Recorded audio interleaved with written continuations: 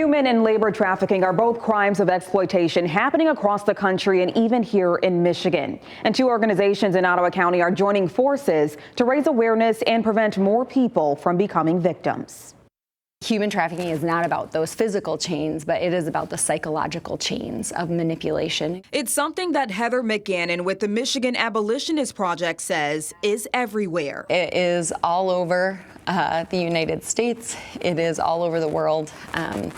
Global estimates would say that there are 28 million people who are being trafficked for labor or sex right now. She says 22 million of those are being trafficked for labor and 6 million for commercial sexual exploitation. It's a $150 billion industry and the second largest criminal industry. But it can be hard to recognize because of what we see on TV, like kidnappings and victims being locked away. Something Heather says can happen, but is rare compared to what really goes down. Most times, victims and survivors of human trafficking knew their trafficker beforehand. It might have been a family member.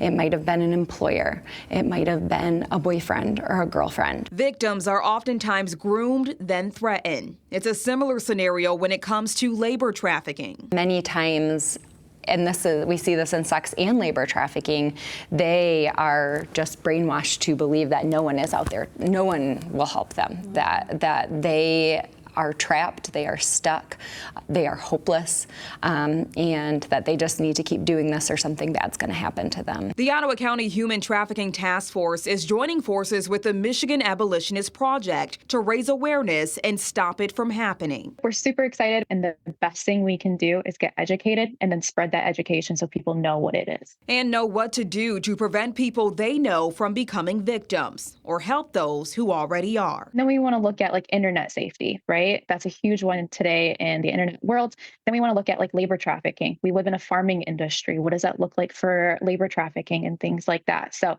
it really starts with a basis of education. And then after that basis of education, going in and doing community involvement. Thank you for coming. Tuesday night, they kicked off the first of a series of presentations at the Georgetown Township Library, covering everything from what is human trafficking, who's the most vulnerable, and what's being done in Michigan, including people reaching out to legislators. My hope would be that through this task force that every person in Ottawa County is aware of what human trafficking truly is, to know the facts, know the storylines of survivors. If you believe someone is a victim of human trafficking, call the Human Trafficking Hotline at the number on your screen. You can also learn more about joining the task force or upcoming events in this story on our website.